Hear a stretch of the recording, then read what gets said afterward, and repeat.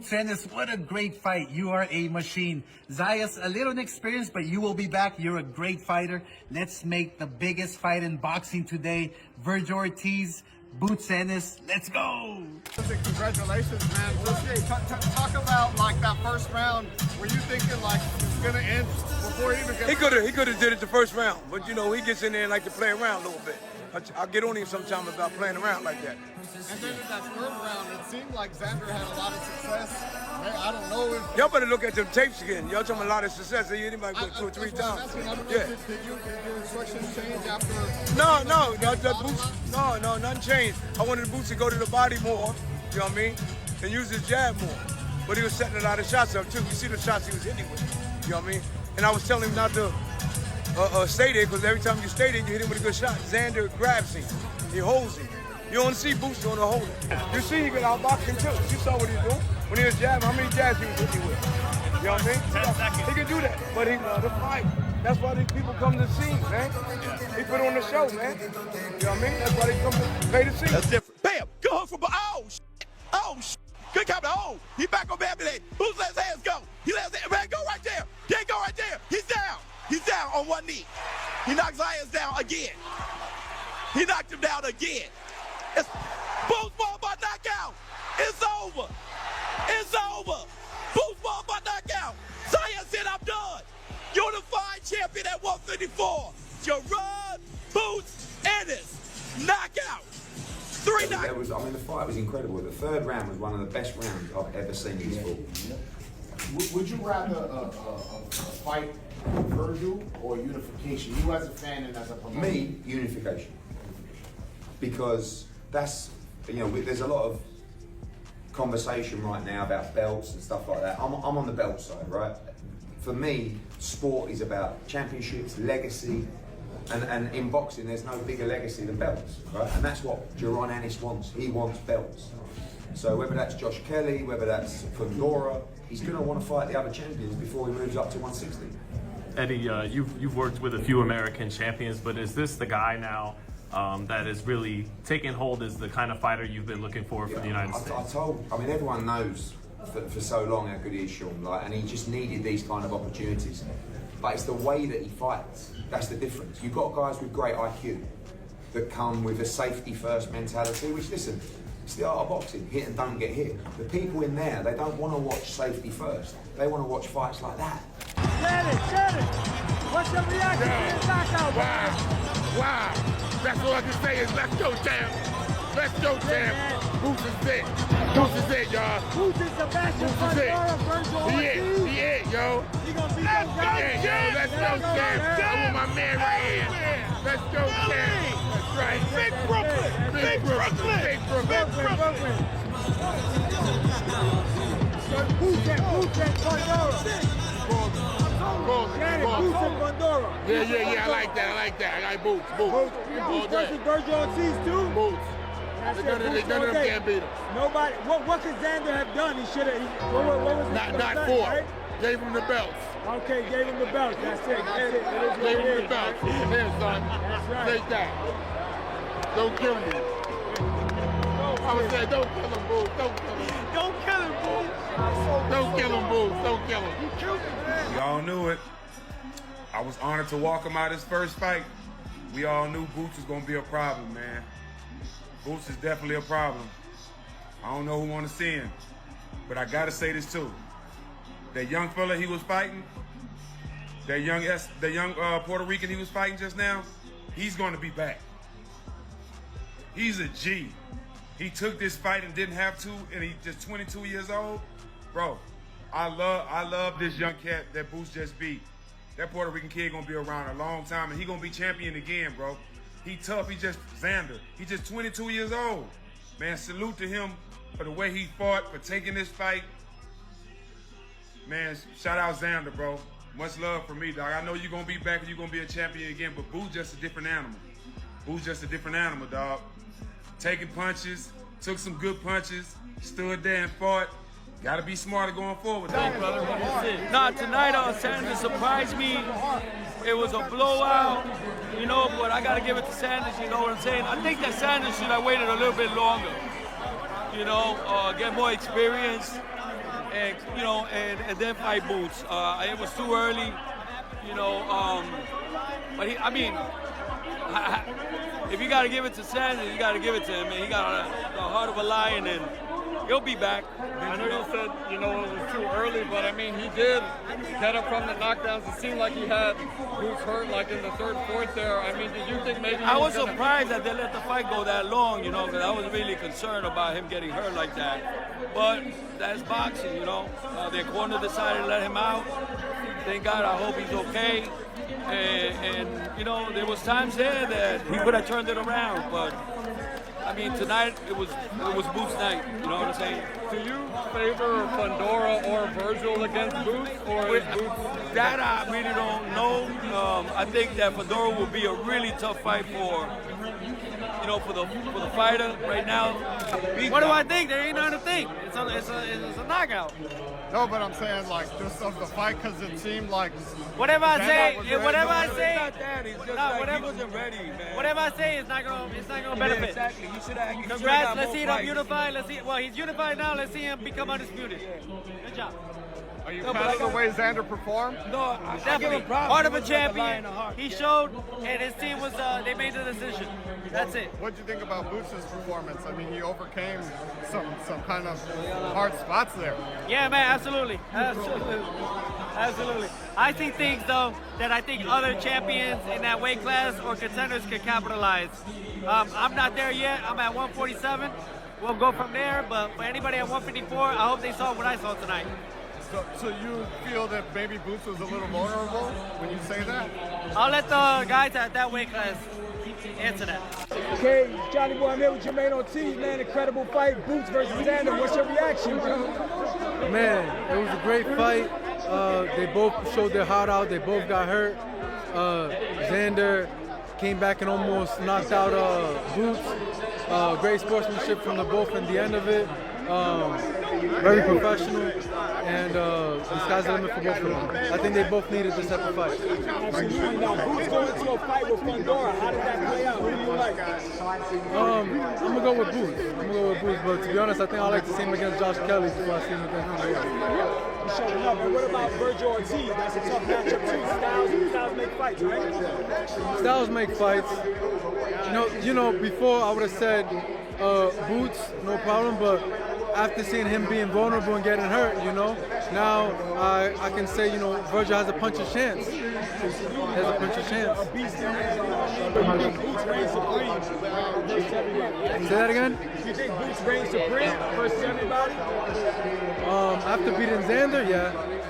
After beating him down. That's the test, right? Yeah. And when are we going to see you again? Hopefully before the year ends out. All right, that's it, man. We wish you the best of luck, man. Thank you for your time, man. Check. What's your reaction to this incredible performance? Great fight, man. It's finally time for Boots.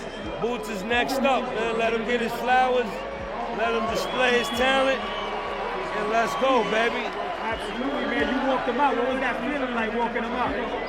Beautiful walking him out is even more beautiful when he gets the win.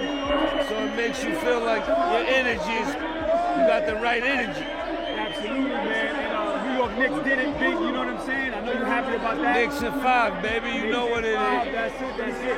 Does Boots beat Fundora and Virgil Ortiz? Boots beat everybody they put in front of him. One of the best ever right now, right? He's on that run. He beats everybody. That's it, man. Jada, thank you so much for your time, man. Congratulations on the podcast. You guys are killing it. Good looking, brother.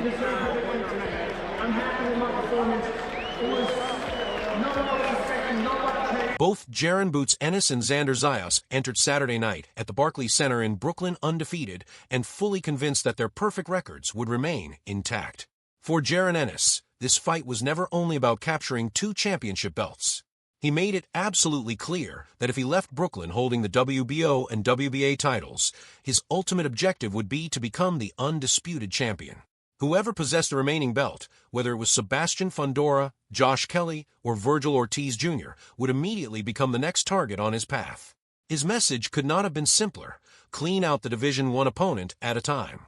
A victory would elevate Ennis further up boxing's pound-for-pound rankings and firmly establish him as a legitimate candidate to become one of the sport's leading faces, a position he had long believed was his destiny but had been delayed by legal issues, avoided challenges, and canceled opportunities. Saturday night at Barclays was expected to be the moment when all that waiting finally came to an end. For Xander Zayas, the stakes carried equal significance, although for very different reasons. At only 23 years old, he had already become boxing's youngest unified champion at 154 pounds. He had consistently stated, even before winning world titles, that he wanted the biggest challenges available in his division, and accepting a fight against Ennis, widely viewed as one of boxing's most avoided fighters, served as undeniable proof of that ambition. A victory would have immediately cemented his place among the sport's elite stars. Even a defeat, considering his age and extraordinary talent, would simply represent a difficult lesson learned earlier than expected, and a reminder that his greatest achievements still lie ahead rather than behind him. Regardless of the outcome, both fighters possessed exceptionally bright futures. The only uncertainty centered on which man would author the more memorable chapter next. During the build-up to the contest, Ennis left absolutely no room for uncertainty. At the final press conference, he explained that his training camp had prepared him for every possible style imaginable, including taller fighters, quicker fighters, stronger fighters, and opponents who relied heavily on movement and ring craft. He dismissed any suggestion that a particular game plan could expose weaknesses in his approach, insisting that such discussions would ultimately prove meaningless. His message, as always, remained direct, confident, and unmistakably clear. Get in, get out, handle business like a robbery, and whatever you do, don't blink. How do you think he's going to fight on Saturday night? To be honest, I don't care how he fight. It don't matter what he do. We ready for everything. We had every style in camp, so it don't matter. Whatever he want to do, we could do it. So y'all know my slogan. We in it all like a robbery, so that's what we're going to do. That's a 2-belt world champion, career-long or almost career-long 154-pounder, but you've said all along, I'm levels above him. There's nothing he can do better than me. Why do you believe that?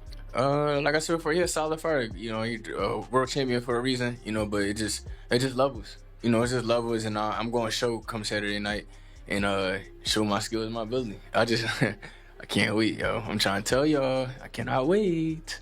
Only a couple of guys have gone the distance against you. Do you see this fight going the distance? All depends. Y'all know my slogan. I'm in and out like a robbery. Me, about winner, about KO. His promoter, Eddie Hearn, fully supported that confidence, comparing Ennis's belief in his own abilities to the mindset displayed by Terrence Crawford, Bam Rodriguez, and Shakur Stevenson. Hearn pointed to the Karen Chikadzian fight as the moment he truly recognized that Ennis performs on an entirely different level from most fighters. It was a high-quality test against a respected opponent, yet Ennis controlled the action so thoroughly that the difference in skill, timing, and overall talent appeared absolutely massive throughout the contest. The difference between being a good fighter and being a great fighter is going into a changing room, sitting down on my seat, and having absolutely no doubt in my mind what he is about to do. So he has no fear, he has no nerves, but nor do I. I know what he's going to do. And I'll sit down on Saturday night and I'll say, come on in, superstar, light him up. Let's see it. And I know exactly what he's going to do. Absolutely. And because the mindset is too strong, the skill set is too great. And these are the special guys. It's the same with Boots. It's the same with Bam. You know, even Shakur, like there's a different kind of mindset. Terrence has got the same mindset, no doubt. Like these are greats. Where you just know what they're going to do. He knows exactly what he's going to do on Saturday night, and he's going to do it. And that, in the big moments, that's when they shine the brightest. Zayas, for his part, refused to be intimidated by the reputation surrounding Ennis. He told Ariel Helwani that he viewed Ennis's record as somewhat padded and believed that Boots had not consistently faced the very best names available in the division. Zayas confidently vowed to impose his will and overpower him during the championship rounds if the fight reached that stage. He believed that his advantages in size, reach, timing, and his ability to make adjustments during the contest would ultimately provide the difference, insisting that Ennis was walking directly into a trap and expecting an easy night that simply was never going to happen. It seemed like for the longest time it was Boots against Virgil. Virgil has the issues. Were you the one that said, hey, let's try to swoop in here and take this fight away, or did they come to you once that was falling apart? Well, obviously, we were looking for other fights. Josh Kelly was one of them. That fight never came. We never got answers from his team. And then we found out that the fight with Virgil Ortiz and Boots Ennis was falling apart. So I contacted Top Rank and I told them that I wanted to fight. I wanted that fight, and they came back with the offer, and here we are. Former world champion Timothy Bradley Jr. offered one of the more balanced and thoughtful perspectives during the build-up, urging fans not to treat the matchup as a guaranteed outcome or a foregone conclusion. Bradley acknowledged Ennis as one of the most naturally gifted and talented fighters in the entire sport, but he also identified a legitimate concern that deserved attention. He pointed to previous occasions where slick, mobile opponents created genuine adjustment issues for Ennis and forced him to think differently inside the ring. Bradley believed this fight represented an important examination for both men, one that would determine whether Zayas was truly prepared for boxing's highest level, and whether Ennis could continue proving himself against elite opposition while making the necessary adjustments that separate great fighters from truly exceptional champions. They thinking that this fight gonna be a slam dunk for freaking Boots Ennis. You crazy. You crazy if you think this fight gonna be a slam dunk for him. Who was the last technical guy that Boots fought, man? Karen? Come on, man. He get in there with a young gun, man, just as hungry and energetic as he is. You understand that? Bigger than he is. Probably just as strong as he is. High boxing IQ, just as well as he does. Got skills, good counterpuncher, good legs, good movement. Can throws in bunches, got a left hook. Which is the punch that Boots get hit with most. Boots got the right hand that Xander gets hit with most. This ain't gonna be no damn slam dunk. This probably might be like a half-court shot. Yeah, for both these dudes, man. Boxing trainer and analyst Greg Hackett strongly pushed back against that cautious approach, responding directly to Timothy Bradley's concerns regarding footwork and movement. Hackett argued that every fighter possesses weaknesses and imperfections, and that many of those flaws become far less significant once two elite competitors are actually standing across from one another inside the ring. He gave Xander Zayas full credit as a gifted and talented young champion, but remained completely honest about the difference he believed existed between the two fighters. In Hackett's opinion, Ennis operates on an entirely different level in terms of skill, instinct, and overall ability. He warned that much of the confidence surrounding Zayas had been fueled by supporters who had followed and encouraged his rise from the beginning, while insisting that nothing on Zayas' professional resume had truly prepared him for facing a complete and dangerous fighter like Boots Ennis. But this is what I want to say. Listen, first off, Tim know better. He know that this is getting ready to be the end of Xander Zayas. This is it right here. I don't think Xander Zayas will fight anymore after this fight.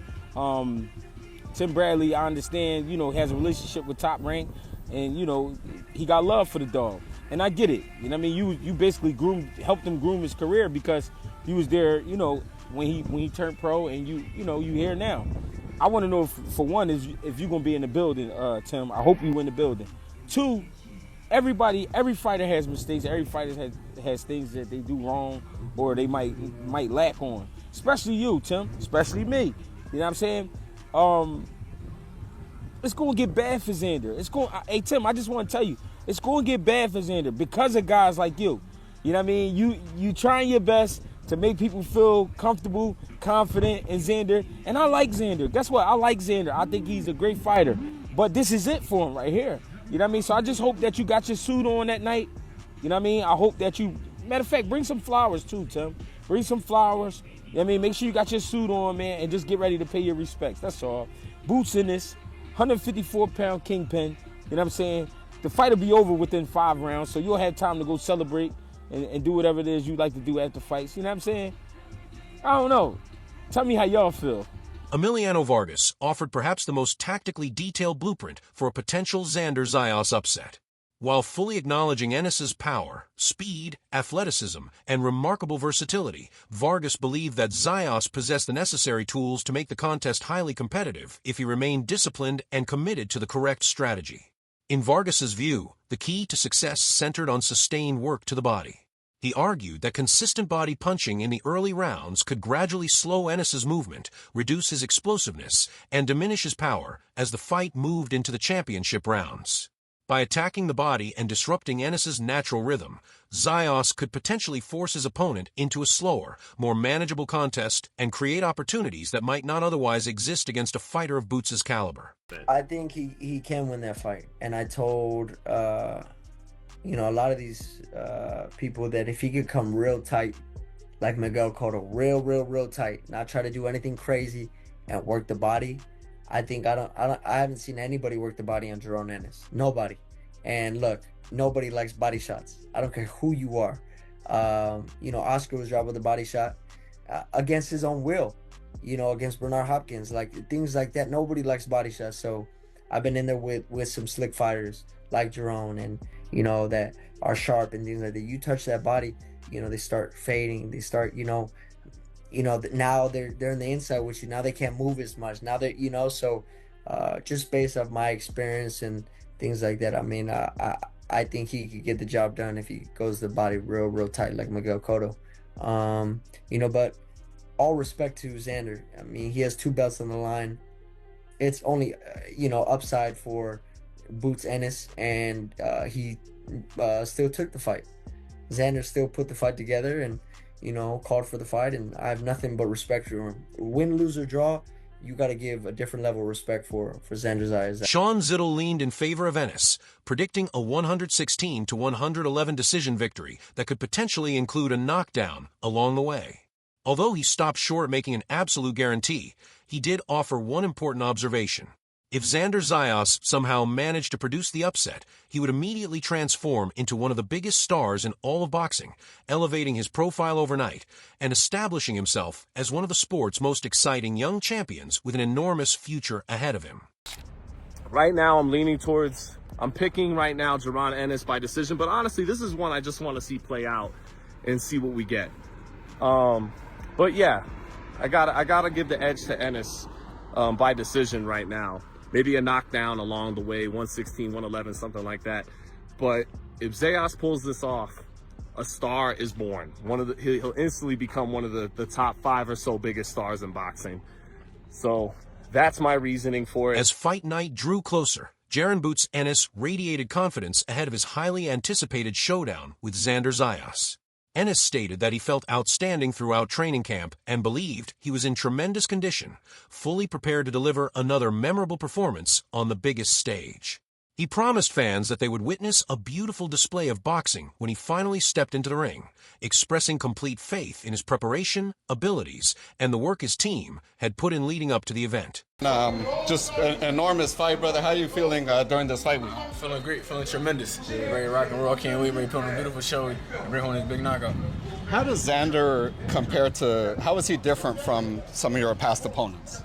Every fighter different. Everybody got their own style and their own abilities. And on Saturday night, we're going to be victorious and do what I do and get that. Roy Jones Jr. also made it clear that Boots possesses many of the intangibles that separate good fighters from truly great champions. Jones strongly suggested that the speed, power, creativity, adaptability, and overall fight IQ all favor Ennis in a significant way, and that those advantages become even more dangerous when combined with his ability to switch seamlessly between both stances. In Jones's view, that versatility gives Boots an additional layer that very few fighters can match, allowing him to create problems from multiple angles and remain unpredictable throughout every stage of a fight. And he's a 2-time world champion. Jaron Boots Ennis is also a 2-time world champion. And even though Boots has been a pro for 10 years, which is crazy to say, you would think that Boots at this point would have more marquee matchups and other big names and qualified, solidified names on his record. And that's not all his fault. He's been calling for it, but it's just a way to cook. Andre Ward also raised a point that many people have been completely overlooking regarding Boots and his move up in weight. Ward essentially suggested that Ennis is not truly moving into a higher division in the traditional sense because he has naturally carried far more weight than 147 pounds for years and often had to put his body through a difficult process to reach the welterweight limit. In Ward's view, the transition to 154 pounds may actually allow Ennis to perform more freely, maintain greater energy, and showcase an even better version of himself without the physical strain that came with cutting down to welterweight. I agree with a lot of what you said in terms of what we see on paper. On paper, Jaron Boots Ennis, even though he's new to the weight class, you got to realize that Mackie Shieldstone taught me this when I fought Sergey Kovalev. I said, man, I'm going up in weight. Mackie said, you're not going up in weight. Do you see you're walking around weight? He said, you're just not coming down as low. I said, that's a good way to think about it. So Jaron Boots Ennis gets big in between fights. That's been well documented. So he's moving up a weight class, but really he's going to be stronger. He's going to have more stamina because he's not sucking himself down to get to the 147-pound division. So even though he's new to the weight class, this is a better Jaron Boots Ennis that we're going to get. Don't forget to like the video and subscribe to the channel because your support genuinely means a great deal to us and helps us continue bringing you the latest news, analysis, and content from a world of boxing. We truly appreciate every viewer who watches, comments, and shares our videos. Thank you for spending your time with us, and be sure to stay tuned for more exciting updates, breaking stories, and in-depth coverage in the days ahead.